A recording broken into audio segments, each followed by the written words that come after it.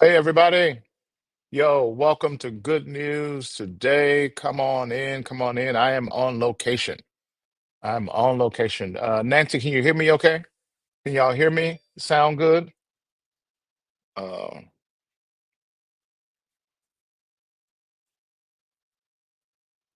where are we today? We are in Texas. I'm in the back of I'm at a conference and I'm in like a movie theater type of room. But I'm looking forward to all God has for us today. Okay, y'all can hear me? All right. Yo, I'm just telling you, today is going to be power packed. I'm gonna make up for not being on yesterday, and you are going to want to save this episode and come back and watch it because it is going to be powerful. Share and send. Invite folks to come on. We got some special guests today, and we are locking in this Focus 100. But before we get started, when we did this show, it's like if you're gonna have a show, you got to have a theme song. Like to hear it? Here it go. Come on.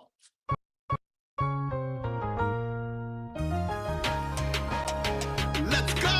Joy pains, ups, downs are working all day. Everything. Everything's gonna be okay. Gonna hear some good news today. Come on. Come on. Oh, joys, pains, ups, downs are working all day. Everything's gonna be okay. Put it in the comments. Everything's Everything's gonna be okay. gonna be okay. And whosoever will believe in him shall not perish but have Everything's gonna be okay. everlasting life. Gonna hear some good news today. Yo, turn my mic up. Y'all ain't see this coming. Get ready to catch this. Come to snatch your righteous mind, not your edges. God is the goal, and then there's the period. This thing is real. Woo-cha, we serious, intentional, the original. God is in control. Do it for your soul. Gotta let the whole world know. Ayo, ayo. Everything's gonna be okay. Everything's gonna be okay. Gonna hear some good news today. Yo, welcome to Good News Today. Just put it in the comments if you got a keyboard, if you got access to a keyboard, everything's gonna be okay. Put it in the comments. Everything's gonna be okay. You just have no idea who may need to be encouraged today, who's discouraged, who may just need to hear it, who needs to see it, they need to read it. Or maybe you just need to say it. Everything's gonna be okay. Why? Because God is on the throne. He's still in control. He's still in charge. I looked out the window, the sun was up. So that means he's still on schedule. He's still got things moving. Trust him, believe him. Everything's gonna be okay. Listen, we've been talking about Focus 100. So we are focused on 100 days of intentionality. What could get better in my life? How could my life change? How could my life be impacted if I locked in for 100 days and focused on my finances, focused on my fitness? Get yourself together. Yo, I had my doctor's appointment this week with Dr. Tamika, and that's why y'all see I'm drinking water early this morning. I'm already starting. I got another one to get down. So the doctor's appointment, you ever had a doctor's appointment? It was great and terrible at the same time. Great, I ain't dead yet. Terrible, but I'm gonna be if I don't start changing the way I eat.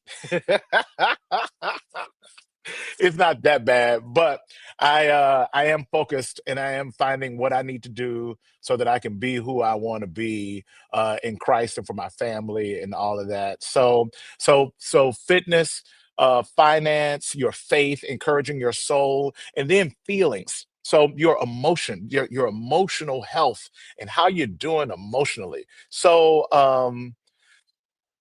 focusing on that. And today, I've been working with her for over a year. The last 2 years, and she has helped me walk through some very, very difficult seasons. I She, you know what, she'll have to tell you kind of what she does because it's like a therapist, and then it's like a coach, and then it's like a mean auntie, all in one. You know how you got that auntie that'll tell you like it is, and she don't care nothing about you. I don't care what your mama think. I don't care what your dad. I said such and such. She's got that little edge to it too. So this all the above. Would you welcome? Oh, Devon, give me some. I want to. Let me add you back. No. I did that wrong. I want to get you. I want to get her some applause. I got to get her the whole thing. All right, you ready? All right, ladies and gentlemen, welcome to the stage, Aunt Jean Marie Job. There we go. There we go. All There we right, go. let me get rid of Devon. Let me get Devon out of there. Yo, good morning, Aunt Jean. Good morning. How are you? I'm doing great. How you doing? I guess I'm doing like a mean auntie. I didn't know, but now I do. It's okay. There you go. That's not your only description. I said therapist and coach, but It's a you got good that one. I auntie. take it. You got that edge on you. You got that edge. I'll take it. I like it. So Jean Marie Jobs, that somebody said, share her name so I can meet her. Yes, Jean Marie Jobs. Tell us, give us a technical definition of what you actually do, other than the mean auntie. Tell us how do you describe the work that you do, and your passion for doing that work? Yeah, that's a good question. So I'm an executive coach and also a trainer, a facilitator. And I think no matter what I'm up to in the different roles, what I'm really listening for and focusing on is provoking people into their greatness. So what's your design, your greatness, the image of God that you're reflecting, and how can we get everything else out of the way so that really moves to the forefront in life? Because that's the part of the beauty. And sometimes it's that when people hear that, they think, oh, I got to get rid of certain things about myself. And yeah, we have ways we need to manage ourselves and our emotions and our lives. And everything can be resourced. Everything that we've gone through, all of our little, predilections, everything can be used as a resource, I think, in God's kingdom. So some of it is just the ability to lower the judgment meter and be present with whatever is. Talk about that a little bit, because I think you do a lot about you talk a lot about judgment. Talk to us a little bit about our relationship with judgment and how it helps or hinders our own. It gets in the way of our progress to purpose. Yeah, I think it's just natural that we judge. I mean, the scripture tells us, that we judge, and most of us wake up judging. I do. And it's like you wake up in some sort of judgment. I'm like some sort of assessment about, I like this, I don't like that, I can't believe this, oh my gosh, this. And so it's not necessarily a problem that we judge. It's noticing the judgment. And is the judgment I'm having, is it true? Like, have I camped on it? Or can I hold it lightly? Can I release the judgment to see what else is there? Because if you're like me, when I'm in judgment about myself or someone else, that tends to get me stuck. Like, it gives me in a stick place. Maybe I'm anchored somewhere in the past, something that didn't happen or should have happened or shouldn't have happened. And it prevents me from seeing what's actually present in the moment. So part of the play or the dance with judgment is just noticing it, and then the ability to hold it lightly or release it to see what else is there besides what I've already decided. So when you get stuck by your judgments, so let's play that out a little bit. Yeah. I'm upset because somebody did something to me, Yes. and I'm ticked, and you would encourage me as I sit in that and as I navigate that to walk me through, what do I do with judgment, or what are some of the questions, or what are some of the, how do you move me forward? Yeah, first of all, just to notice it, right? Because you can't shift what you can't see. So if you notice you're judging, that's great. Because sometimes our judgments don't show up like a judgment. We're like, well, that's how it is, but that's how they are. So we got to separate judgment from the truth, from reality, and go, well, that could have some truth in it. Or what else? Sometimes I ask myself, well, what else could be just as true or truer than whatever I'm saying about this person? And do I know like what was going on for them? Do I have their context? Am I clear about who they are and what's happening in their world? And all of that doesn't mitigate or excuse, poor behavior, pain, etc. It is a way to give ourselves more space to wonder. And when I can stay curious and wonder about myself, about other people, without having to come to a hard and fast decision, then I usually will find that there's more room for Jesus in there. Because if you think about, I think oftentimes about that scripture, if you know the truth will set you free, right? And we know that word means reality, right? In the Greek, reality. And I also think of the truth as a person.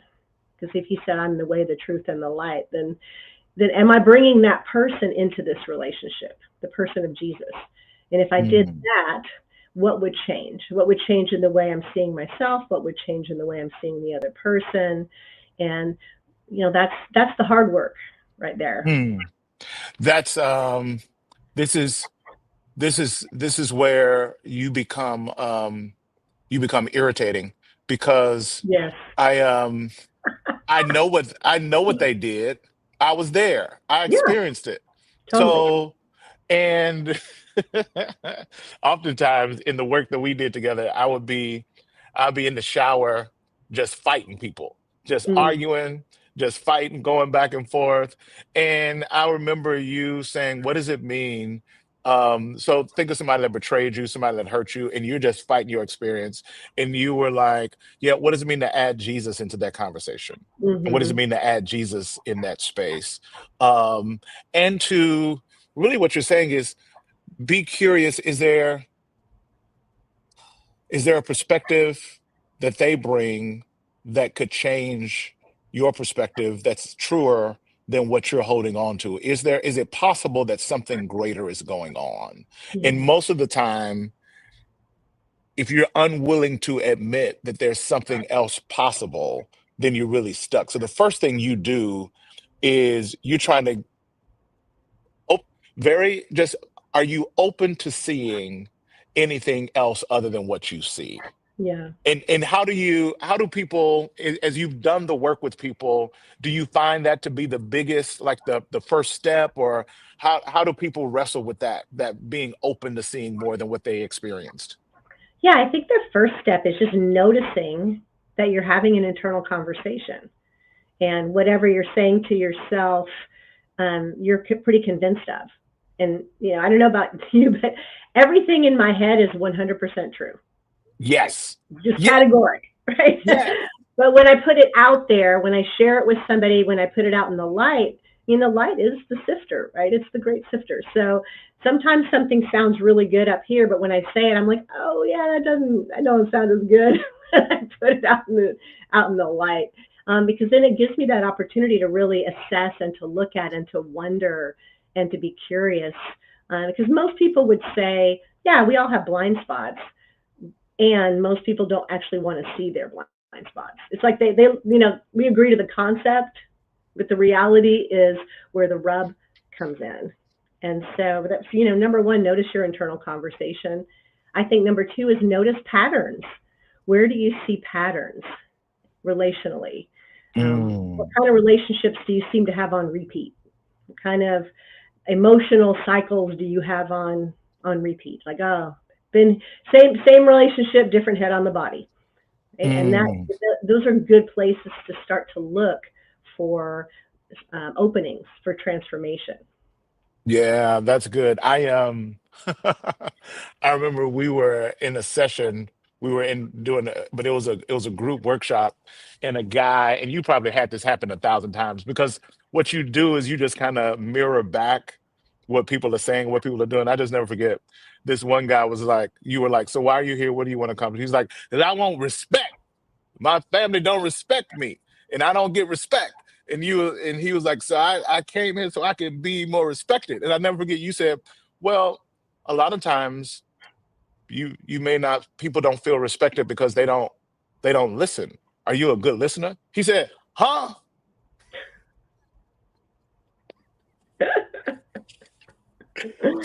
So how do we, or what tools, how do you help people to see their blind spots when they're blind spots? Like Yeah. he's wanting respect, but he can't even capture the fact that he's not listening. He's not a good listener. Mm, He's not mm. even listening in that moment. So how do you ease people or help people to see what they honestly can't see? Yeah, I mean, it really depends on the person, right, and the context, because different people, different different styles, different types of communication. Somebody like you could probably take a hard hit, right? I might be more interruptive or disruptive in our conversation than I might be with somebody else. That wouldn't really work for them. So Yeah. sometimes it's you got to start where people are willing. How much willingness is there? Is there, like, if there's this much, is there this much? And I always think, like, if it's not working, try humility. Humility and Mm. vulnerability are such incredible, powerful places to live from, at least according to Jesus. And most of us, it's like that's the last tool in the shed. Like, if I tried everything else, I guess I might as well, fill in the blank. So I think part of it is just recognizing that, and then having a vision. So having a picture of the future that you see Mm. possible, that's big enough, that's exciting enough to call you into the pain of transformation. Because transformation is a painful process. It's a violent process in a lot of ways, because we're naturally violating our own entitlement, sometimes our sense of self, our definitions, the way we see the world. And God is walking us through that process of transformation and sanctification. And there is some type of, violation in the best sense of the word in the process. And I don't know. I think the Mm. way I think about it is, like, he's ready to kill the person that you made so he can release the one he made. Okay, wait a minute. Wait a minute. He's ready to kill the person that you made so that he can release the person that he made. Yeah. Oh, that sounds very painful. You know, but then what's the bigger picture? So, you think about impact. Who would be the most impacted in your life if you transformed? Obviously you would, but then for you, like, you think of La Rosa, you think of your kids, right? You think of, like, your community. Like, what would it mean to the legacy that you're here to leave if you were willing to take that next step? Yeah, yeah. I remember when we were in a session and you were calling me out saying, challenging me to be vulnerable. And and I was struggling with that. And I was like, okay, well, how do how do I be vulnerable on a regular basis? Like how do I do it? And you said usually you got to walk towards the darkest, most challenging place. So you got to walk towards the place where you don't want to go. And I was like, well, I definitely don't want to do that. Never mind. No thanks.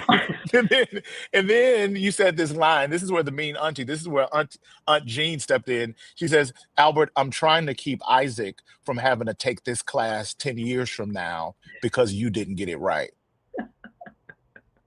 Like, how mean is that?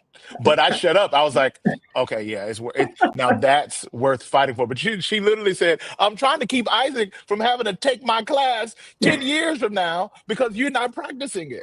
And then that because I want to pass on something greater. So Yeah. that's worth going down the dark path to offer something greater for the next generation. So that makes transformation worth it. So I love the idea of getting a better picture, getting a Mm, bigger picture that makes the pain worth it because you're going for something greater. yeah. Yeah. And I'm going to have Isaac in my class either way. Don't worry. He's coming. As long as I can lift myself off of his agenda as much as possible, I'm probably gonna be on there. But as long as if I can just minimize it, if I can just minimize my contribution negatively anyway. So tell me about vulnerability and how do you define it and how do you practice it on a regular basis? What I notice about myself is for many reasons I tend to be guarded, and Yeah. but there are moments where I can crescendo into a place of vulnerability to where, yeah, I can be vulnerable. Or if the moment, I feel like if it requires a level of vulnerability, I know how to do that and show up in that way. Yeah. But talk to me a little bit about consistently practicing vulnerability. Yeah, and I mean, again, it's context. So I don't know if it's always wise. So pay attention to the room, right? Read the room and what's the context um, Right. for vulnerability, because vulnerability by definition is exposing yourself to potential hurt, loss, betrayal. I mean, that's what it does. So when you think about vulnerability, it can look as simple as I'm just going to share the conversation in my head. I'm going to say what I'm thinking. I'm going to disclose my thoughts or something I might not normally say out loud. It could sound like sharing something that was painful or something that was hard or a Mm, mistake or sin or anything. And I think in your role and in to some degree my role as well, having lots of stuff on the internet and YouTube and blah blah blah. It's easy to lean into almost like a curated vulnerability. Like now I'm going to tell this story and da, da, da. And so no judgment. There's nothing wrong with that. That is part of being a great communicator, I think. And then the downside to that is getting out of that mode and what happens spontaneously. Then can I be spontaneous in the moment yeah. and say the thing that comes into my head that I'm like, oh, I'm not going to say, I'm not going to say that. I'm not going to say that. And just trusting, all right, Lord, if you brought it into my head, then maybe that is the very thing that Mm, needs to come out in this moment, whether it makes sense to me or not. So, I mean, in my journey, some of it is just that discipline, like what's been happening in the last 24 hours and how is that the provision or the resource for this moment I'm in right now. And like, well, I haven't had that thought in 20 years or that memory. And look, here it is. I guess it's what needs to come out right now. And that can mm, feel scary. That feels, I can't control that. There's like, oh, I don't know. I haven't planned that. I haven't figured out the right way to say it. And there is a freedom in it, and there is an opportunity in it, not to get it right, but to get it real and to mm, work it out. mm.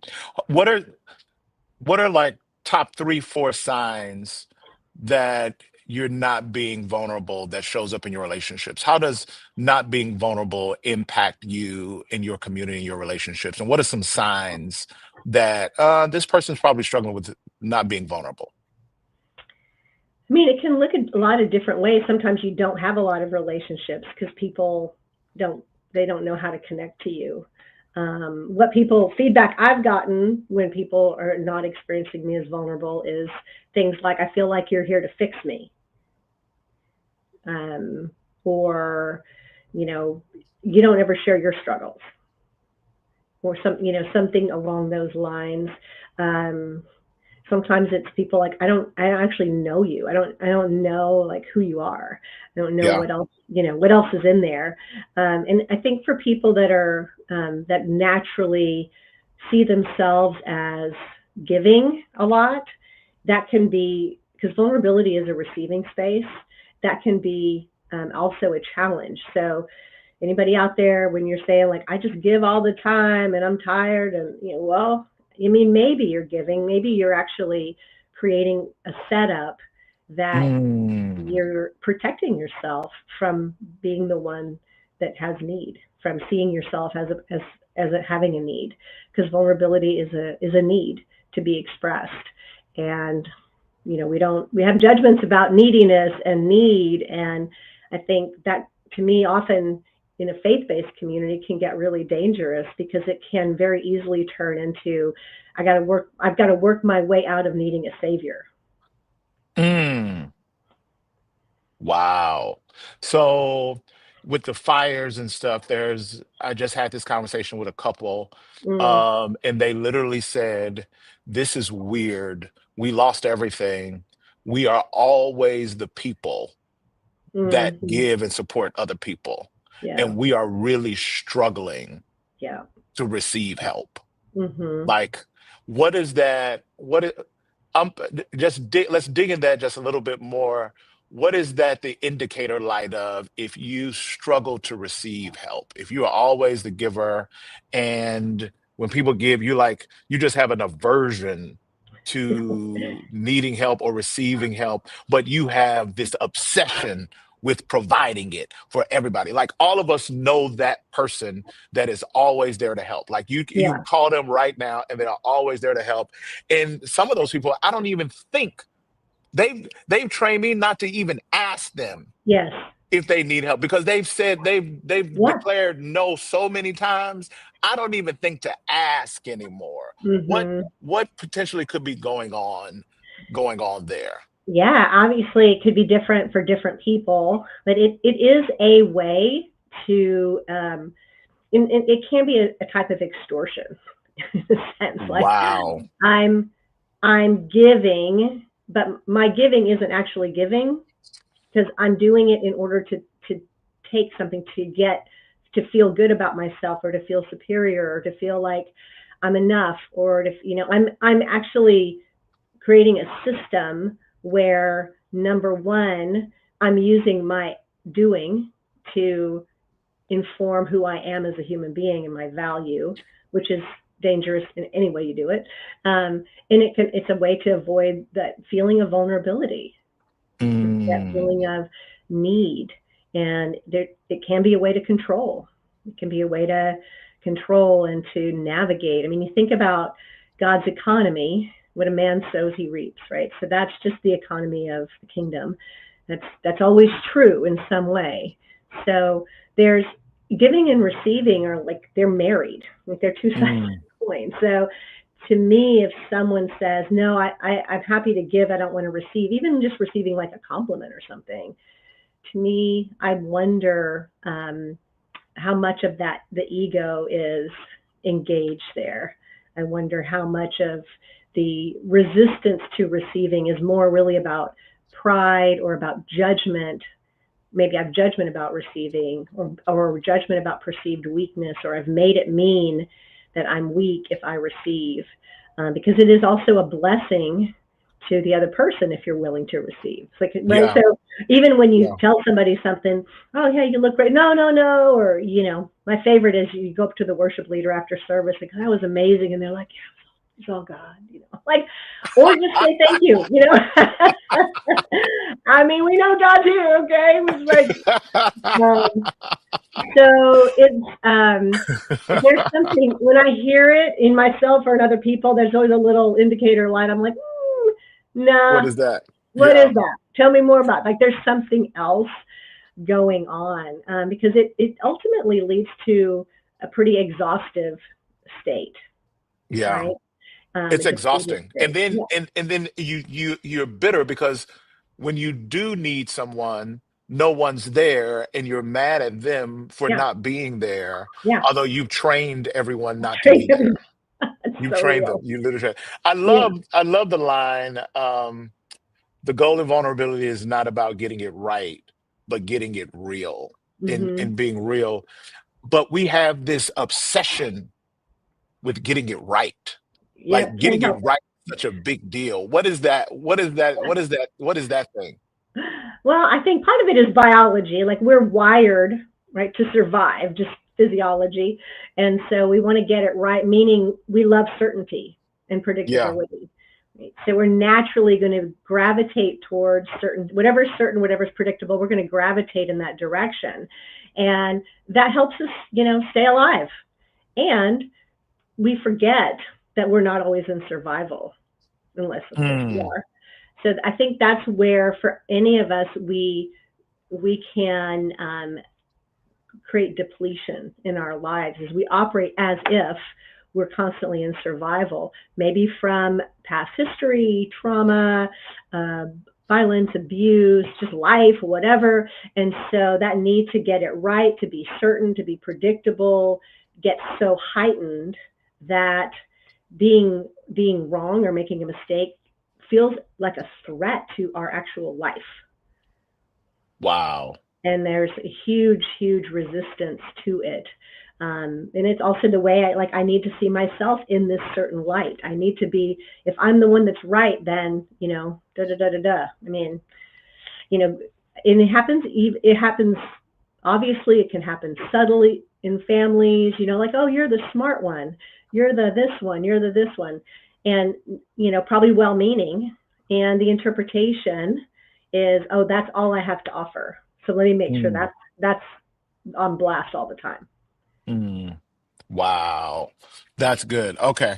I think that's enough. You're starting to get too deep. It's starting to get too real. It's starting to get too real. What if so closing out, I'm excited. I've got a friend coming on to talk about friendships in a few Mhm. minutes, Trinity Mitchell, which plays into, I love it because all of this shapes how you show up in community. Yeah. For the people that are saying, all right, I want to pursue emotional health, and I hate the way you describe transformation, but I think it's helpful, but it's such a terrible description. Like, you should really come up with something a little nicer. Okay. But what did you call it? The violent transformation is violence. It's I mean, look at the scripture. I'm not making it up. I know, but you're just saying it like a mean auntie. I'm a mean auntie.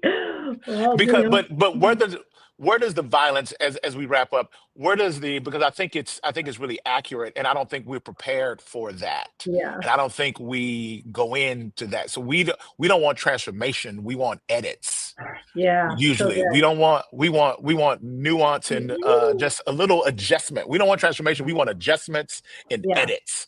Hmm. But what is the where does the violence hit the road? Where does it meet? Where does it happen? And I think you kind of talked about it earlier, where it's the it's the killing of the version of yourself that you created. Just Yeah, dig into it's that like just the a little small bit. version, right? I Yeah. mean, I have this version of myself. Oh, I should always, get it right and look good and do all, have everybody like me. Like I have this version that I somehow concocted, and that is actually the smallest game I could possibly play in life Mm, as an image bearer. So mm, part of violence doesn't necessarily mean like, punching. It just is the actual violation of my own arrogance to think that somehow my definition of myself is superior to the one God designed at the foundations of the earth. And this is where when people get into, I'm not good enough, I'm like, who made you the arbiter of human value? Like, no, wow. no. Wow. And so that feels violent. That feels like, oh, well, you're taking something from me. That's like my precious, right? And if you look, I mean, all throughout the scripture, Jesus does all these different things that violate cultural norms, that violate people's preferences, that violate Mm, their perceived security. Like, hey, leave everything and follow me. Huh? Like, who does that, right? that's a violation. Like Yeah, there's that's good. tons of different violations that happen in this road to transformation, and we go in and out of it because hey, we like to make the edits, and that feeling of control is Yeah. strong. But I think when you think about friendships, and I'm excited for your next guest. Friendship is having somebody who will be that iron sharpening iron with you. That's not going to Mm, just be like a co-conspirator to all your stuff. yeah. Yeah. Oh, that's so good. All right. So we're gonna do this over the next 100 days. We gotta have you back, Aunt Jane. You I gotta come love back, it. and we're Thank gonna we you. gonna work some stuff out. Devon, I'm pulling you up so we can get some applause for Aunt Jane. Y'all give it up for Miss Jean Marie Jobs. Thank you. Thanks so much, Jean. Yo, wasn't that good, bro? That she's incredible. Like She's the incredible. punches. She like pulls like she just did you feel the knife, like the little switchblade where she just Bro, and she does it with such a sweet countenance, and that's what hurts. She says it's so nice. oh my goodness, just so nice, but just a switchblade. Yo, so coming up to the stage now, I want you to help me bring her up with some applause. Uh is Trinity Mitchell. She has a podcast. She's got books. She's got social media. She's an amazing influencer. But she calls herself Trend, your friend Trend, and a lot of her stuff is about friendships. And I love her and her husband, great family. But she punches too. She punches pretty hard, and she will help you get yourself together. So grab your edges. Let's go. Let's welcome our friend Trend. Let's go. There Thank she you, Alfred. is. Thank you, Come friend. Thank on. you. How are you Come this on. how are you this morning? I'm doing great. I'm doing great. How you doing? I'm great. Thank you for having me. I really appreciate this opportunity. Oh, it's gonna be fun. So our folks are focusing on fitness health, emotional health, and I was like, yo, we got to get some friendship health in here because Yeah, I think that's what shapes our life the most. But you don't hear a lot of people talking about friendship health. They yeah. just go from relationships to relationships, Mhm. and just understanding that number one, how you invest in them, how you come correct in them, how do Yeah, you break cycles, how do you allow good friendships to mirror some things in your life that need to be matured and developed, and the work that it takes to have good yeah, friendships. Tell yeah. me about where this passion came from and what caused you to step out and say, I want to take this on. Yeah, so it starts in my childhood, if that's okay. Yeah. Um, my dad, love him. My dad, I love my dad, and I don't say this to dishonor him in any way, but he just was not good relationally, right? And he was very deceptive, and so what I would experience as a child is a lot of people asking me like, "Where your lying daddy at?" Or I would experience him. He's disappointed somebody. He didn't follow through. He didn't do what he said. Like, all these various things. I would just constantly experience that, not just even with family, but with people in the community, because he was a business owner, so he had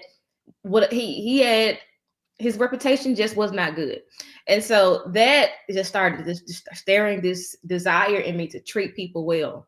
I'm just being so honest, and it's so funny when I think back to where it actually birthed from. It was those moments when I realized people are disappointed with him. It was those moments when I realized people thought one thing but it was another, all of those things, right? And so I made this commitment to myself that I wanted to treat people well. I want to live when people experience me, they experience God, not the Mm. thing that people do, that church people put this facade that we wear. I really want people to experience the best of God when they experience me. So I've been working as I've grown into adulthood, of course. My childhood, I was not always the greatest friend, of course, but as I've navigated into the complexities of adulthood and navigated friendships on my own, where my parents are no longer, the facilitators of my relationships, right? Where I'm choosing people and they're choosing me. I've had to face the fact that I have to commit to giving people this experience if I really want to be a reflection of who God is. Mm. That's good. That's good. Yeah. What's So, as folks are starting on their journey, what's how would you describe, and you've done this in several videos and you do this often, but give me a couple examples. How would you describe, are we going to do both? Um, a bad friendship and a good friendship. How would you describe a bad friendship and a good friendship? What are some of the traits of a bad friendship? What if you had to do it? I'm gonna do it the way you do it. Child, that is not your friend Listen, if, and then fill in the blank. Girl, bro, that is not your friend if fill in the blank. okay, that's not your friend if they do not value you, right? Mm, That's not your friend. That's not your friend. That's not mm, your friend if they do not consider you. mm, That's not your friend if they do not make effort for you. mm. That's not your friend. It's real That's simple. good. That's good. That's good. That's good. Yeah. Um, where what have been the things where in your relationships have you not been a good friend that you learned it about yourself? Because no one, Mm. even now, when we think about good friends, we think about friends towards us. Yeah. But what Yes. about our own ability to be a good friend? Are you a good friend? And where are some areas where you discovered, you know what, I'm really not a good friend? I'm gonna be very transparent with you. So I have a lot of moments like that, right? But I think the most recent one is I want you to imagine that it's wintertime now. So I want you to imagine that you're bundled up on the couch, you're chilling. and you finally feel safe to talk to me, right? You chilling, you're like, okay, I'm cozy, it's the perfect moment. And you finally feel safe enough to share something with me, right? And the moment you share it with me, I'm solution oriented. Like, I start immediately, I'm jumping to let's get this, let's get it. But you just needed a moment to process. But in the moment that you trust me and you feel safe is with me, I take your blanket away. And no matter that the heat is on in here, you were just getting ready, like you felt safe. You came to me, you came to my couch, you sat in my house. The heat is on, but I took your blanket. So most recently, the Holy Spirit has convicted me to stop taking people's blanket away. Now, what do you mean taking a blanket away? What do you mean? I'm a solution-based person. So as soon as Albert tells me that, his car is not doing what he wants it to do, immediately I'm like, okay, so let's do this, let's do this, let's do this. And basically, let me just, I feel like I could be candid here. Yeah. For me, I've navigated a lot of mess. That's what I'm gonna say. I've been through a lot of mess. So most of the time when I experience mess, it's just another mess for me. But everybody is not like that. You know what I mean? Sometimes they're just trying to process that this older. Like this is new to me. This is a lot. I'm trying to process this, but immediately I think for me as a friend, I've failed in the area of giving people time. Does that make sense? And Yeah. so Yeah. immediately I start trying to fix it because I've come from a dysfunctional household as a child and all of this. So immediately when I come into mess, I'm like, okay, I can fix this. I'm gonna start navigating this. But everybody is not like that. Now I've also had moments, that's just most recently, I want to be better about not snatching the blanket because they feel safe. People feel safe to come to me. But and it's great to have a friend who's like, okay, we got some solutions now, right? But I think it's really important that I give people time. That's the most recent revelation that I've had where I can be better at. The next thing I would say is it's a plethora of things. I've been messy. I've lied. Yeah, I mean, we yeah, all have. What yeah, I think what you're saying, even with the blanket, is something that I've struggled with. Is empathy is not my first go. Is mhm, not the first place I go. yeah, And what you're saying is empathy is, hey, you're under that blanket. Let's share that blanket and let's just sit in the yeah, reality of the mess that you're experiencing right yeah, now. And it usually begins with, I'm sorry. yeah, I'm sorry that you're experiencing that. I'm sorry that I'm sorry. Me and mhm, my best friend Ricky will do that. We'll call and he got something going on and it's crazy and it ain't even fixable. And it ain't even telling me to fix it, but yeah, I'll just stop. And because we'll just go into fixing each other, but sometimes I'll mhm, just stop and I'll just say, hey, hey, hey, hey, yeah, hey, I'm sorry. yeah, And then he says, thank you. yeah, yeah. That's That's really I just important. needed that. I just needed somebody Yeah, to see me where I am. I needed that mhm, empathy and I need to do that. And in order to receive that, you got to have vulnerability. So the two mhm, things that I struggle with was empathy and vulnerability.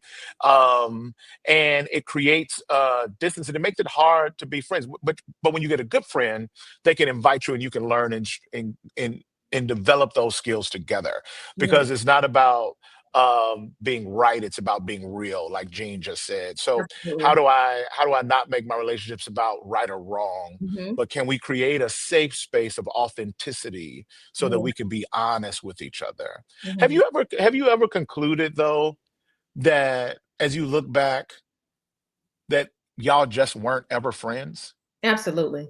Like, because the definition of a friend, the word gets thrown around so much. Yes, yeah, Some people are just, we're just not friends. yeah. We're We acquainted. Yeah. Yeah, I think somebody, I don't know if you posted this as somebody, but they said normalize other words like Mhm, coworker, acquaintance. yes. I forget some of the other ones, but it's like their neighbor. Like there Mhm, are other words we can use to describe our relationship other than yeah, friendship, because you see how they treated you, and you were devastated by that. Because I remember Gene, I was working with Gene, and I was talking about some friendships that were really devastating. I felt very betrayed, just very. And then she was like, "Well, did you ever tell them what you expected of them as a friend? Like, mm. did you ever communicate expectation?" Things are I was real. like, what you mean? I didn't. So I got to tell people what it means to be a friend. She was like, obviously, looking at your relationships, you do. And So, if a lot of people we call ourselves friends, but I think how can two walk together unless they agree? So Yeah. that being said, I feel like a lot of people call themselves friends, but they don't even share the same values. And friendship is relative. The Lord revealed that to me in 2024. Friendship is relative. And if you don't do friendship with people who share the same understanding of what friendship actually is, you're going to always find yourself failing at friendship. Yeah. But How do just you because you believe in God, Albert, don't mean they make good friends. that's good. Say that again. Say that again. Because sometimes as believers, we think because you believe, I believe, we can believe together and we can be good friends. No, just because we both believe in God does not mean that we should be friends. Yeah. I Yeah. think it's and it, is it okay? How do you because sometimes you're disappointing people because you're not showing up. And Mhm. it's like, I need to help them understand. I just don't see them as a friend like that. Like, I'm not being rude, I'm not being disrespectful. But when I think about, so here's the when I think about reclining, Mhm. and when I think about just having a good time, I got a weekend, I got time and space. Um, the people that I think, okay, I want to call, Mhm. those are my those are my friends. There are some people that I do that I'm around and I do like and I call them, but it doesn't bring about. It's not like, oh, we about to recline. Sometimes it's about I'm about to have to work. I'm Yeah. about to have to be on. So it's like, how do you build those true friendships without disappointing people that sometimes want to have more of a friendship with you, but you never because I'm sorry, you make time for what you value. So Absolutely. if you ain't ever got time to if y'all didn't try 20 times and you ain't got dinner yet, somebody don't want to have dinner. You know what I'm Absolutely. saying? Like it's just not that important. Maybe we not that. How have you dealt with that? You know, I don't really struggle with that, Albert. So I have to be very honest to say it's no gray area with me.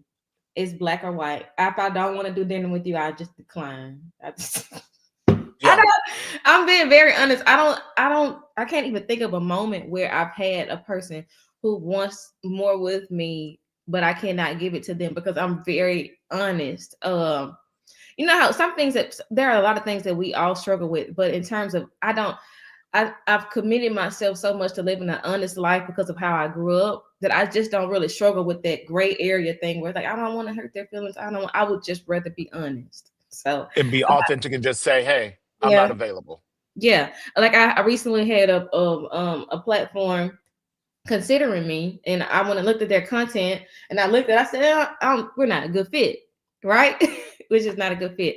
Some people they ingratiate themselves into environments with people and all these things because they lack discernment. But when you have discernment, you could just say, for me, because I'm a very aesthetic person, love the cuteness, all the things. But once I discern that we're just not a good match, I just accept that for what it is. I don't try to keep forcing it. I did that when I was younger. But now I don't feel like I have to accept you as my friend. People will show up in your life and I want to be your friend. I'm gonna do this. I'm gonna get you birthday gifts. I'm gonna come to your events. I'm gonna do all of this. I'm gonna show you I want to be your friend. All these things. But if I don't feel like I can reciprocate that, I don't. Yeah. And that's Yeah. just in any way. Yeah. No, that's good. How Yeah. many how many good friends is normal? You know, I've been really blessed. So in a lifetime, they say you only have one, maybe three true friends in your lifetime, right? Really? Yeah. Maybe three true friends. I can honestly say between man, I don't even want to get to calling names. I don't, it's not that I have a lot of friends, I just have quality friends. And I have more than Got three. it. You know what I mean? Got it. Like last week I took a blow, right? But I got such a strong community of people that I could just pick up the phone and like sometimes you don't have people that you can express your lows to. You know what I'm saying? Yeah. Um Yeah. a lot of And people is they that one of the markers of a good friendship? Is like when I'm at my lowest, this person is at the highest on my mind to call. This well, person is at the top of the list. so I'm in a season right now where that answer is varying because I've also found that some is I have discovered in terms of friendship, if I feel hesitant about calling you when I got good news, then I start to reevaluate well, I'm calling this a friendship. That's good. Yeah. So it's not even just the low, it's Yes. the good news and the low. It's the extremes of the both. If I Yeah. just got a raise and if I'm hesitant to tell you, Yeah. And that's hurtful too, because you think that's a red flag. yeah, it's like I can call Albert. I want to call Albert, but then you think about how your mood is going to shift as soon as you tell Albert. You know what I mean? Yeah. So my answer is varying with that right now. So it's great to have people Wow. that you can call to lament. It's great to have people that you can call to celebrate. But I've found that a lot of us, we're calling people friends that we do not want to celebrate with, and that makes me that's made me take a step back. That is so true. Like in the chat, how many of you got friends that you would never call to celebrate with? Like that's a flat, like that's a thing. I Yeah. never really thought about it like that, but that's a thing. And they're like, people is like, yeah, no, I ain't celebrating because then their mood gonna shift and it's gonna become about them or they Yeah. acquiesce about what they don't have or what they got. Hey, Mhm. you know, that's something. Okay, last thing, and then we'll jump off. Talk about good friendships. Is it possible for good friendships to have expiration dates? Yes. Absolutely. Absolutely. I think I think honoring who people have been and how God has used them to serve in our lives is really important. I think one thing I've done to end holding resentment toward people when it's time, because sometimes you think because you're growing separately, you're growing apart. And sometimes God Mm, just, we're just separate. Like it doesn't mean that we're growing apart, but we have to grow separately for a season, or we have to grow separately, period. I think I've had a lot of good friendships that have had expiration dates, and I don't think either of us called and said, "Hey, our friendship has expired."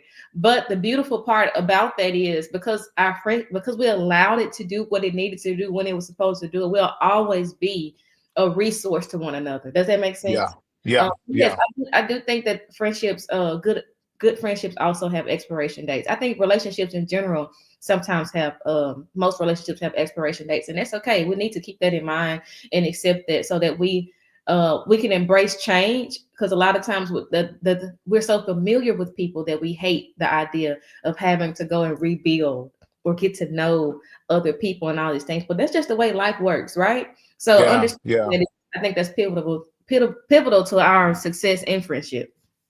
Seasons. Yeah. Like I have friendships that ended and they needed to end because we were growing separately Mm-hmm. and where we were growing didn't complement one another. And if Exactly. we would have forced it, it would have evolved into a conflict. So Mm-hmm. sometimes you got to listen to God early because he's giving you the sign to say, let this could be a natural transition Mm-hmm. or it could be a disruptive one. Yeah. Because you didn't leave early. And then sometimes people will pronounce the benediction over your friendship, but never say it out loud. Yes. So Yes. they left you. So I have friends where when we go back, it's like, oh, you left 2 years ago, Mhm. but Exactly. you left silently. You quit Mhm. silently. It's Yeah. like it's like Judas with Jesus. Judas left Jesus's discipleship a Mhm. while ago. He just kept coming to the meetings. Yeah. He kept coming to the sessions, Yeah. and it was confusing when Judas kisses him. But he was like, "Oh yeah, no, no, no. I've been gone. I ain't been a disciple for a minute. Yeah. But it's time." So paying attention in discerning and just saying, Lord, I want to be as honest and as faithful to you, God, and to my friendships, Mhm. so that you can be, like you said earlier, when people experience me, they experience the character of God. My Absolutely. friend Trent, come on. Well, yo, this is our good news today friendship coach. She is going Oh, to be no. back. You got to come back and help us. And what I'm going to do is I'm going to get some scenarios from our people of some dynamics or things that y'all are going through. And maybe we can get our friend Trend to give us some insight on her Okay. thoughts on some dynamics and things we're doing. So thank you so much, Thank you. Trinity. I appreciate you. Devon, let's give us some applause. Let's give us some love. All right. All Thank you. right, Trinity. All right. Bro. Man, this has been good, yo. This is an hour of power. We usually don't go this long. I started this 2-hour masterclass on communication in 3 minutes. Um, so I got to go over there. But bro, wasn't that a rich time? Hey, if y'all had a good time, if y'all enjoyed it, put it in the comments and let me know if y'all enjoyed it. I want to kind of do this more often. If y'all are down with that, if y'all like it, I want to do this a little bit more often. Give me one highlight and one takeaway from about friendship. What was something that stood out to you, bro? That last part was it, man. The seasonal part about relationships and friendships, it's hard, but it really is possible for someone to be out of the friendship well before you actually notice it, you know? Oh, they left a lot. They pronounced the benediction on you. That Judas line was heavy, Doc. I better hear that in the sermon at some point. Hey, bro, Judas, it was confused. Judas kept coming to the meetings. And I had Everybody. people in my life that left me a long time ago, but they kept coming to the meetings. Because, Jesus. hey, if Jesus is going to be feeding people, why would I not come to the meeting? If All the Jesus, benefits. if Jesus gonna so they wanted the benefits of the relationship, uh, but no longer the loyalty or the There you go. commitment Mhm. to you, the person. They were committed to you, the person, and what you provided. Yep. Because there are benefits to being friends. So anyway, I ain't gonna get into all my stuff today. But as we all heal and as we all grow, I want us to all heal and grow together. Thank you all for tuning in. This will live on YouTube, so you can go on YouTube and rewatch it, share it with some friends. Y'all have a good weekend. This is it. I'll see y'all next week, Tuesday. Peace.